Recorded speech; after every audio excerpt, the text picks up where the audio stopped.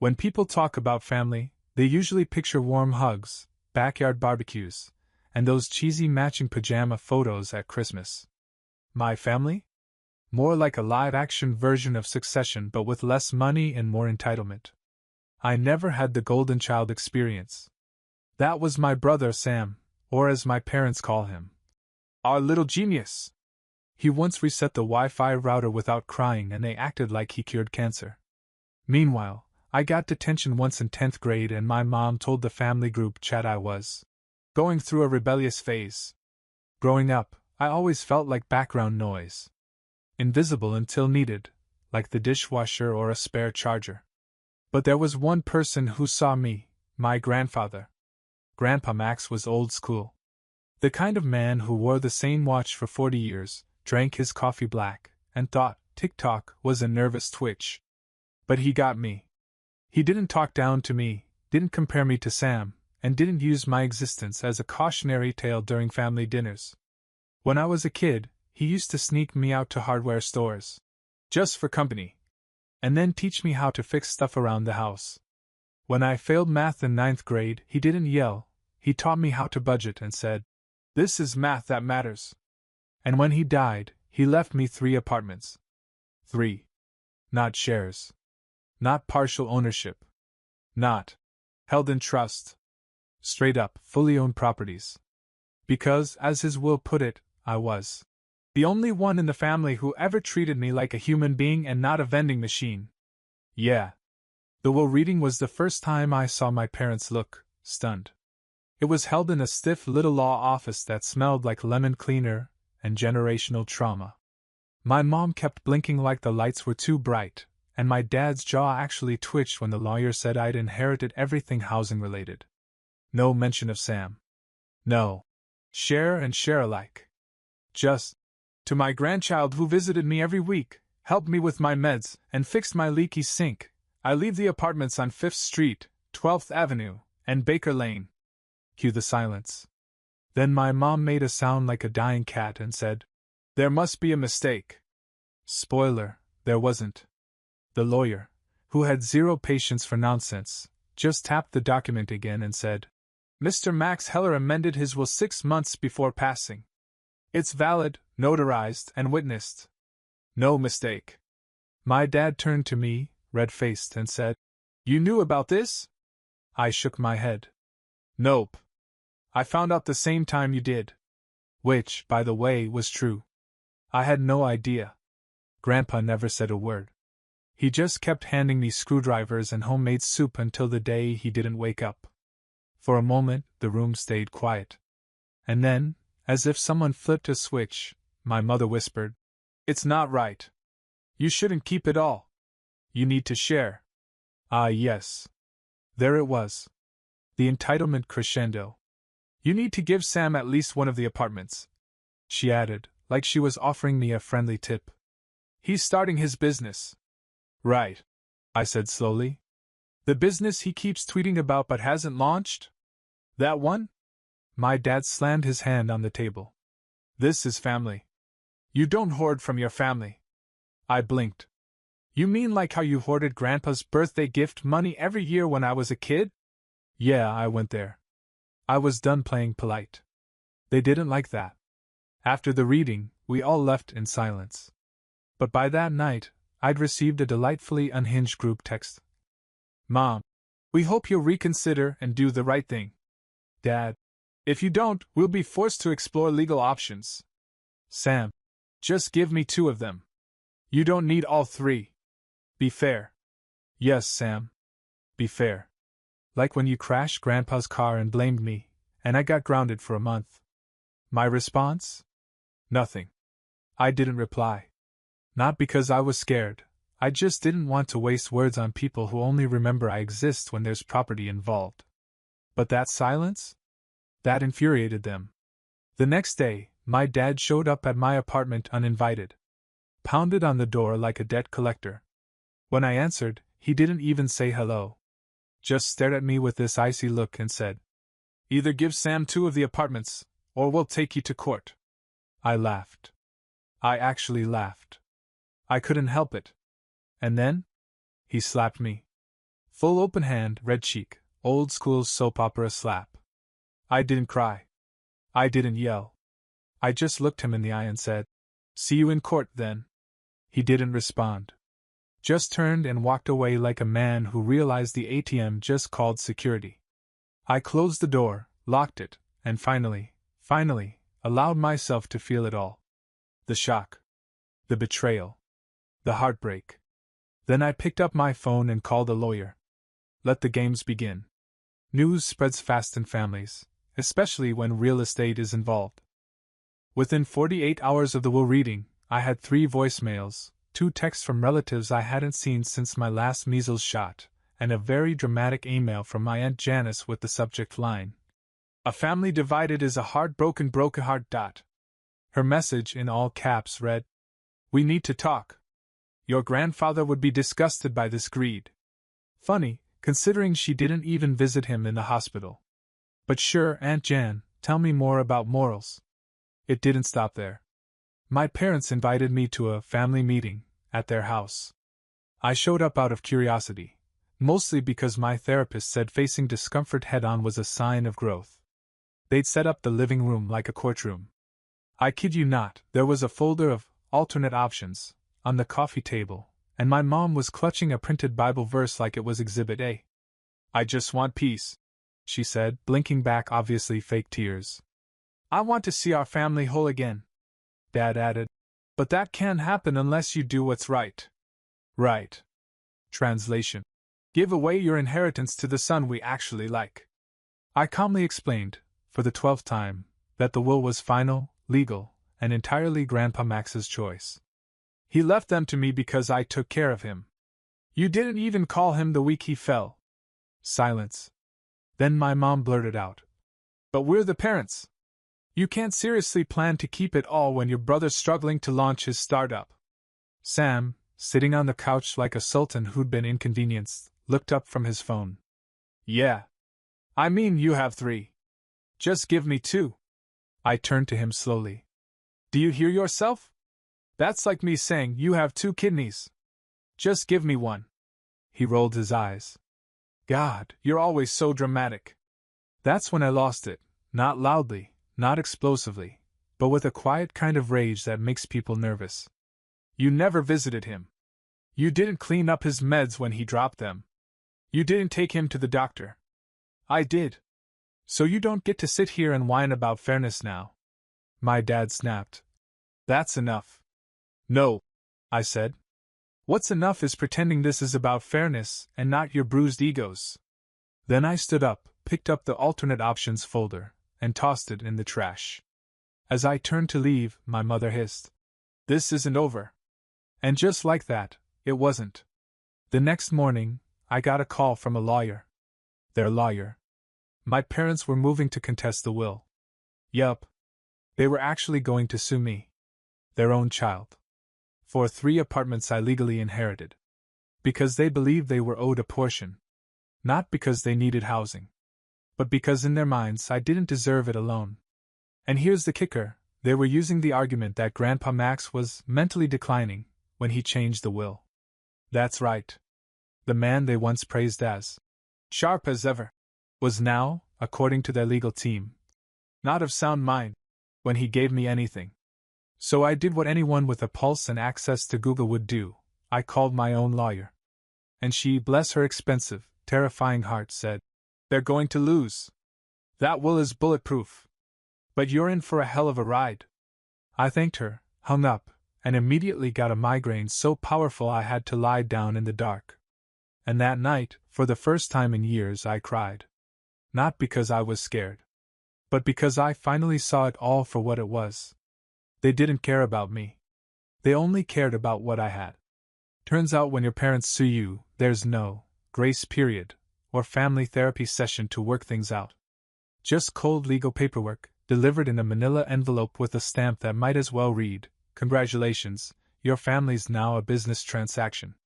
The formal complaint claimed that I'd unduly influenced Grandpa Max, that I'd manipulated an elderly man for my own gain, and that I was withholding family property. It read like bad fanfiction. Except I was the villain, And the plot twist was that my own parents actually believed this nonsense. I called my lawyer, Jess, and said, "Is this a joke?" She replied, "Oh honey, no. But we're about to make it one." Jess was a former shark in corporate law who now specialized in inheritance disputes. She had a laugh like gravel and an attitude that screamed, "Try me." Within a week, she'd already gathered Grandpa's medical records, interviewed the notary who witnessed the will, and tracked down 2 of Grandpa's neighbors who vouched that he was more coherent than cable news anchors. "Your family wants war," Jess told me. "But they're bringing Nerf guns." Still, it didn't stop the emotional toll. I couldn't sleep. My stomach was a mess. I kept second-guessing everything. Was I being greedy? Was I supposed to split the inheritance just to keep peace? Then Jess sent me a video. A clip she dug up from Grandpa's old phone that I'd forgotten we backed up. In it, I'm helping him make soup. We're laughing. He says, clear as day, "If anyone asks, I'm leaving you the apartments because you're the only one who visits me without needing something." I laughed. Then cried. Then watched it 3 more times while eating cereal straight from the box like a divorced raccoon. The next day, Jess forwarded that video to their lawyer. The response? Crickets. Until Sam, brave little foot soldier that he is, decided to text me directly. "Sam, you know you're tearing this family apart over some buildings, right?" Me. Nah. The rot started long before me. I'm just the first one who stopped pretending it wasn't mold. He didn't respond. But my mom did. She called, which she hadn't done in months, and the first words out of her mouth weren't, "Hello?" or "How are you?" or "I'm sorry." They were, "You're embarrassing us." I said, "Good. I hope it leaves a mark." She tried to spin it, said that this lawsuit wasn't personal, that they were just following advice. That maybe I'd understand one day when I had kids. Right. Because I'll definitely raise my future children to sue each other into submission. I told her flatly.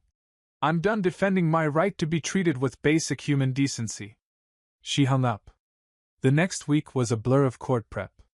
Jess and I met with a paralegal who prepped me for testimony. She asked how close I was with Grandpa. I told her about the time we rebuilt the toaster because I wanted to learn, and he said, "Real value isn't what you own, it's who you teach." She smiled and said, "That'll play well in court." Meanwhile, my parents started whispering through extended family.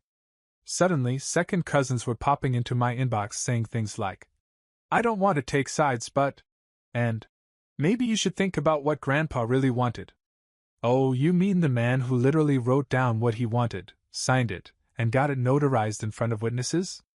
That guy? I ignored them. But inside, I was unraveling. I dreamed of a better life.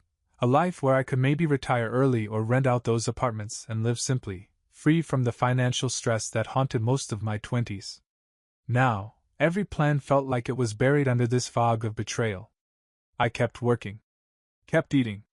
Kept breathing. But at night, I lay in bed wondering, if they win this, if the court sides with them, what does that say about justice? What does it say about family? And what does it say about me? The courtroom looked exactly like every daytime legal drama: wooden benches, creaky floors, and a judge who looked permanently unimpressed. I walked in wearing my most responsible adult outfit: navy blazer, iron shirt, 0 pizza stains. Meanwhile, Sam wore sunglasses indoors and a blazer with elbow patches. I guess he thought he was starring in Suits. I sat beside Jess, who had a yellow notepad for pens and a facial expression that said, "These people are amateurs."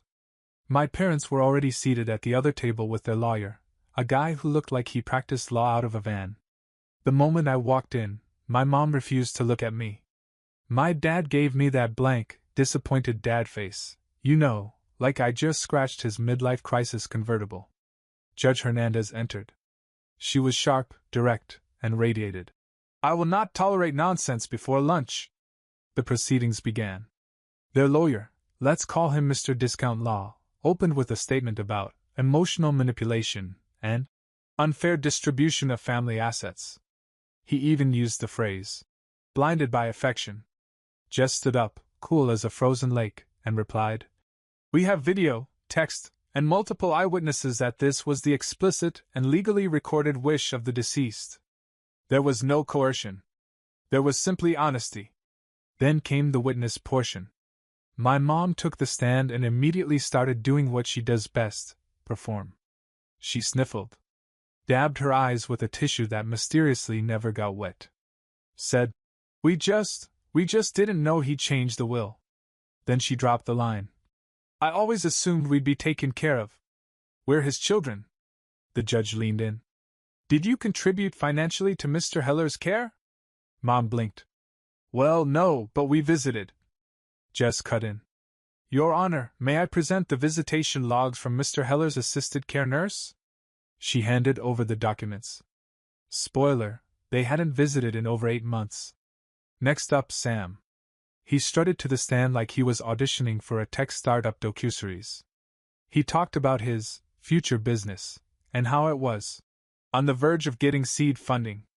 He said, and I quote, "Having access to property assets would allow me to create generational wealth for our family." The judge asked, "Did you have a close relationship with your grandfather?" Sam said, "We texted sometimes." I had to cover my mouth so I wouldn't laugh out loud. Then it was my turn. I wasn't theatrical. I wasn't even emotional. I just told the truth. About how I'd taken Grandpa Max to every checkup. About our Saturday soup days. About the day he looked me in the eye and said, "I don't trust anyone else to care for what I built." Jess wrapped it up by playing the video of us, the one where he said I was the only one who never treated him like a burden. My mom sobbed. Not from sadness, from realization. The judge looked over her glasses and said, "There is zero evidence of fraud or coercion. The will is airtight. The inheritance stands." Bang of the gavel. Case closed. My dad muttered something under his breath. My mom turned red. "Sam?" He walked out before the judge even left the room. Outside, Jess gave me a smirk and said, "Told you. Nerf guns." I stood there on the courthouse steps, exhausted and hollow. I'd won. But it didn't feel like a win. It felt like a funeral for whatever scraps of family I had left. The court win should have felt like the end. But it wasn't. It was just the end of the formal battle. What followed was a slow, desperate trickle of guilt, manipulation, and more family members crawling out of the woodwork like roaches after a power outage. I didn't go home and celebrate. I went home, made tea, and stared at my phone like it owed me answers. I had 3 missed calls from my sister, Megan, and a message that read, "Can we talk? I just want to understand your side." Right. My side. Like this was a petty misunderstanding over who borrowed Mom's blouse in high school. Megan had been MIA for most of this. She was always too busy, except for Thanksgiving, where she somehow always showed up just in time for pie and passive aggression. I hadn't heard from her in months. And now suddenly, she was curious? I ignored the first message. So she tried again. "I think it's cruel you're enjoying this. You're isolating yourself from the family that raised you." "Oh, now we're calling it raising?" "When I was 16 and needed a ride to my part-time job," she told me. "I'm not your Uber." When Grandpa Max was in the hospital, she said, "I don't do deathbeds." And suddenly I'm the selfish one? Then came the message from my cousin Julia, the family's unofficial gossip courier. "Hey, heard about the whole apartment thing. Just wanted to say I totally get it. But also, you could just give one to Sam. He's in a tough spot." Yeah. He's in a tough spot because he built a startup with no actual startup. I didn't get 3 apartments for fun. I got them because I earned Grandpa Max's trust. Still, I didn't answer. So Megan called. I let it go to voicemail. Her voice was syrupy with disappointment. "You're making this really hard, you know. I know Mom and Dad were wrong to sue. But come on. 3 apartments? You don't even need all of them." I nearly threw my phone across the room. That was the thing nobody seemed to get. It wasn't about the buildings. It was about choice. For the first time in my life, someone chose me. Not Sam. Not Megan. Me. And they couldn't stand it. Because if I deserved something, then maybe they'd been wrong about me this whole time. That night, I sat in the middle of the 5th Street apartment, the smallest one, surrounded by paint cans, takeout containers, and the bitter echo of family silence. The place was old, drafty, and smelled faintly like regret and pickles. But it was mine, and I was going to make it beautiful. I didn't reply to anyone that week. Instead, I threw myself into renovations. I learned how to patch drywall from YouTube. I learned how to bleed radiators. I learned that tile adhesive is basically divorce in a bucket. But for every crooked cabinet I fixed, I felt more grounded. Every room I painted was like scrubbing away a little more of their judgment. Meanwhile, the smear campaign continued. Word got around to extended family. Great Aunt Linda messaged me on Facebook, confused about what happened. Apparently, my parents told everyone I manipulated a dying man and pressured him to cut out his children. I sent her a screenshot of the will. No reply. Then I got a DM from an old neighbor. Your mom said you forged the documents. Is that true? I laughed so hard I dropped my paint roller. They were grasping. When the truth didn't serve them, they rewrote it. That was their superpower. I considered holding a press conference just to read the will aloud, but I didn't. I just kept renovating. Kept healing. And slowly, my phone stopped buzzing. Silence returned. Not the lonely kind, the peaceful kind. The kind that feels like a locked door between you and everyone who once made you feel small. By month 2 of renovations, my hands were calloused, my back hated me, and I had a permanent layer of paint under my nails. But I was happy. Well, not happy, more like emotionally stable for the first time since childhood. Happy. The apartments had become my therapy. I poured myself into every corner. Scraping wallpaper, rewiring outlets, watching way too many DIY videos that started with, "Hey guys, welcome back to my channel." I turned that chaos into comfort, one tile, one light fixture, one stubborn cabinet hinge at a time. But apparently, progress made my parents itchy. That's when they switched tactics from legal threats to a full-blown public pity party. I found out through a cousin who still follows me on Instagram. She sent me a screenshot of a Facebook post my mom made. Some people inherit wealth. Others inherit kindness. We raised our kids to value family. Heartbroken over how some choose to forget. Heartbroken. Sure. She was heartbroken the same way a mosquito is heartbroken when you swat it. But what really ticked me off wasn't the fake sadness, it was how many people believed it. Dozens of comments. "Oh no, what happened? You raised your kids right, don't worry. Sometimes money changes people." Money didn't change me. They just never knew who I was when money wasn't in the equation. And because I didn't post screenshots of the will or film a TikTok tour of my emotional scars, they filled in the blanks themselves. That same week, my mom called and left another voicemail. She opened with, "You've had your fun. Are you done punishing us yet?" As if healing without them was an act of war. I saved the message in a folder labeled Delusional Archives. But here's the wild part, not everyone turned away. Out of nowhere, I got an email from my aunt, Dad's sister, who I barely knew outside awkward holiday dinners. Subject line: "I just heard everything. Can we talk?" I stared at it for 10 minutes. Then I opened it. It wasn't long. Just a few paragraphs. But it said more than I'd ever expected. She told me how she'd gone to visit Grandpa's old nurse, just to get the full story. How she learned about my hospital runs, grocery trips, and how I apparently once fixed the leg on Grandpa's favorite armchair with a spoon and duct tape. He called it MacGyver furniture. She said, "I believed your parents because they're loud. But now I know better. And I'm sorry." I didn't cry. Not right then. But I replied. We met for coffee the next week. Neutral ground. No surprise guests. She showed up with an old photo of me and Grandpa fishing. I was maybe 10, sunburned and beaming while he held a floppy, unimpressed trout. "I found this in a box your dad was going to throw away," she said. "I thought you should have it." That's when I did cry. It wasn't about the picture. It was the simple act of someone choosing to acknowledge what happened, without asking for anything in return. She didn't want an apartment. She didn't want to play therapist. She just wanted me to know I wasn't alone.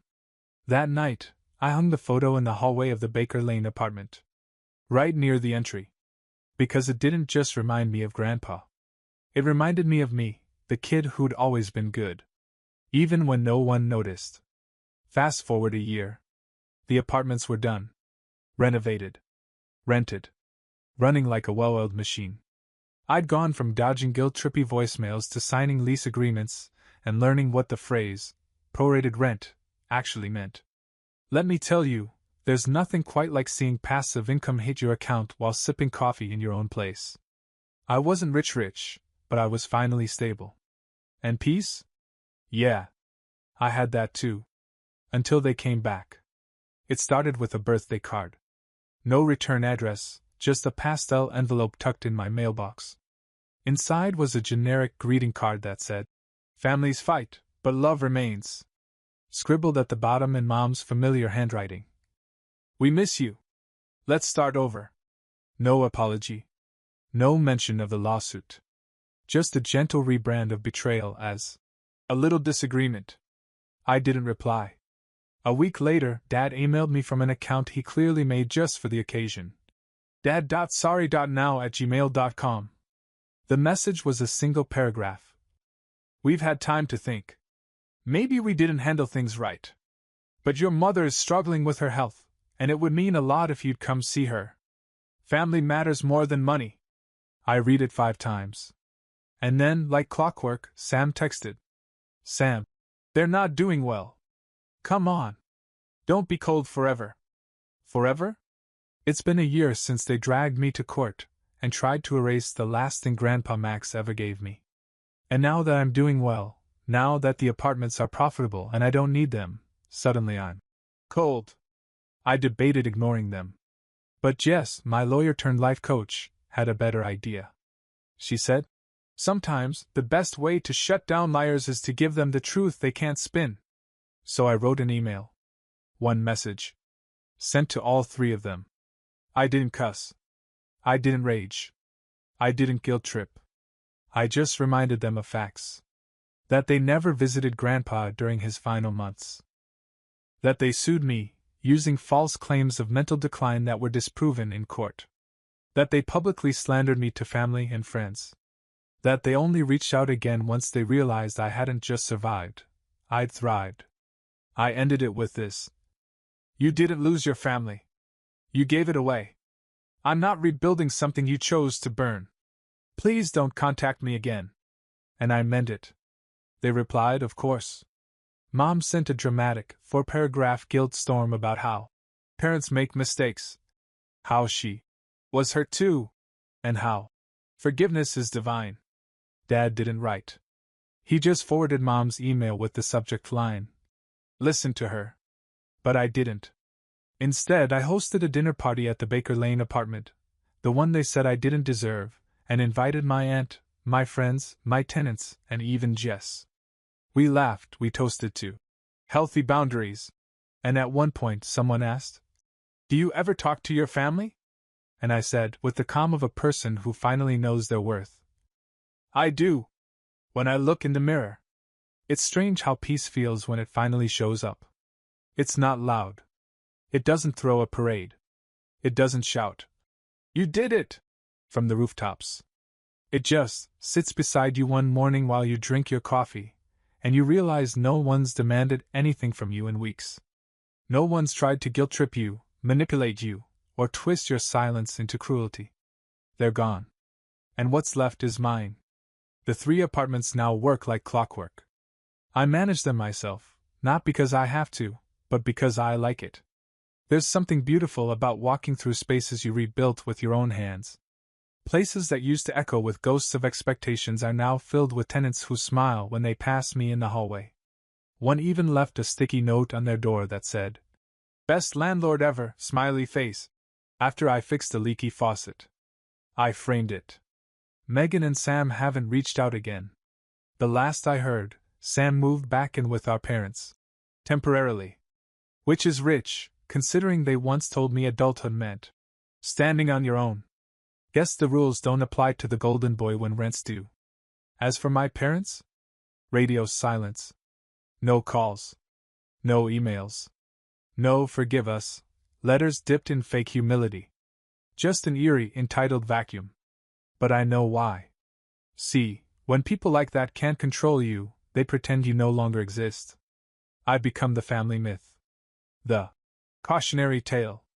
The ungrateful one. The thief. The traitor. They'll tell anyone who listens that I turned cold. That I cut off my own blood. What they won't say is that I gave them every chance to stop. And they chose war. And now? I've chosen peace. The kind of peace that comes with walking into your own home, not one gifted, not borrowed, and knowing every light fixture, every floorboard, every key, is yours. The kind of peace that says you don't need to prove your worth to anyone who didn't see it from the start. Sometimes I visit Grandpa Max's grave. Not out of sadness, but just to keep him updated. The last time, I brought him a photo. One of the apartments, freshly painted, sun shining through the windows, a little plant sitting on the sill like hope grew there on purpose. I placed the picture beside the headstone and said, I kept your promise. Because he hadn't just given me property. He gave me a future. He gave me the truth, that love isn't proven by blood, but by who shows up when it's hard. And now, every time someone asks if I regret not making peace with my parents, I just smile and say, I did. I made peace by not letting them back in.